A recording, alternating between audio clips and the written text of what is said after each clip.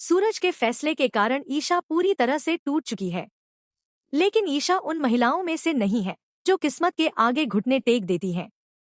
जैसे जैसे दिन बीतते गए, घर में अवनी का दबदबा बढ़ने लगा। जो अवनी शुरुआत में डरी सहमी थी और बंदूक तानकर आत्महत्या करने पर उतारू दिखाई दे रही थी, अब उसकी आंखों में एक अजीब सा आत्मविश्वास और चालाकी साफ नजर आने लगी। एक दिन जब घर के सभी लोग अपने अपने कामों में व्यस्त थे, ईशा ने अवनी को फोन पर किसी से बात करते हुए सुन लिया। अवनी मुस्कुराते हुए कह रही थी, रोने धोने का मेरा नाटक काम कर गया।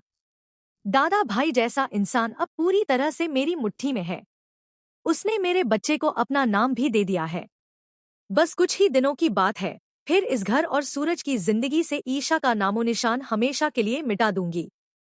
अवनी की ये बातें सुनते ही ईशा के पैरों तले जमीन खिसक गई। जिस मजबूरी और बेपसी का सहारा लेकर अवनी ने सूरज की हमदर्दी हासिल की थी, वह दरअसल एक गहरी और घिनौनी साजिश थी। अवनी सूरज की शराफत और इंसानियत का फायदा उठाकर उसे हमेशा के लिए अपना बनाना चाहती थी। अब तक ईशा की आंखों में जो आंसू थे, वे धीरे धीरे गुस्से में बदल चुके थे।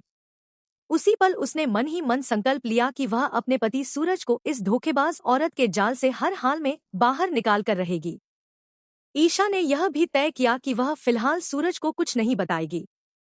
वह अच्छी तरह जानती थी कि सूरज अपनी इंसानियत और जिम्मेदारियों के कारण बिना किसी ठोस सबूत के अवनी के खिलाफ एक शब्द भी नहीं मानेगा। इसके बाद ईशा ने बड़ी ही समझदारी और चालाकी से अवनी के खिलाफ सबूत इकट्ठा करना शुरू कर दिया। उसने घर में ऐसा व्यवहार करना शुरू कर दिया जैसे वह पूरी तरह हार मान चुकी हो। वह अवनी के सामने खुद को कमजोर और टूटा हुआ दिखाने लगी।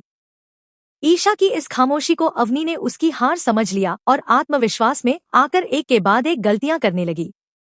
मौका मिलते ही ईशा ने अवनी के कमरे में एक गुप्त कैमरा और वॉइस रिकॉर्डर लगा दिया। कुछ ही दिनों में उसे पता चल गया कि अवनी की जान का खतरा और बदनामी का डर सिर्फ एक झूठा नाटक था। धीरे धीरे ईशा के पास अवनी के खिलाफ ऐसे पक्के सबूत जमा हो गए जिनसे उसकी पूरी सच्चाई सामने आ सकती थी। अब समय आ चुका था अवनी पर अंतिम वार करने का। एक शाम जब घर के सभी सदस्य हॉल में मौजूद थे, अवनी ने फिर से अपने झूठे आंसुओं का सहारा लिया। वह सूरज से बोली, सूरज जी, मुझे लगता है कि मेरे यहाँ रहने से ईशा जी को बहुत तकलीफ हो रही है। अगर ऐसा ही चलता रहा तो मैं यह घर छोड़कर चली जाऊंगी। सूरज, जो पहले से ही ईशा से नाराज था, गुस्से में उसकी ओर देखकर बोला, ईशा जी, मैंने आपसे पहले भी कहा था कि अवनी सिर्फ मेरी जिम्मेदारी है, फिर आप उसे परेशान क्यों कर रही हैं? अब देखना दिलचस्प होगा कि क्या ईशा सही समय पर अवनी की पूरी सच्चाई सबके सामने ला पाएगी या फिर अवनी एक बार फिर अपनी चाल में कामयाब हो जाएगी। अगर आप चाहते हैं कि अगले एपिसोड का सबसे बड़ा ट्विस्ट सबसे पहले आपको मिले, तो अभी चैनल को सब्सक्राइब करें और बेल आइकन जरूर दबाएं। इस वीडियो को लाइक करें और कमेंट में बताइए, क्या सूरज को अब अवनी की सच्चाई जान लेनी चाहिए या ईशा को अभी और सबूत इकट्ठा करने चाहिए? आपका एक कमेंट अगली वीडियो की चर्चा बन सकता है।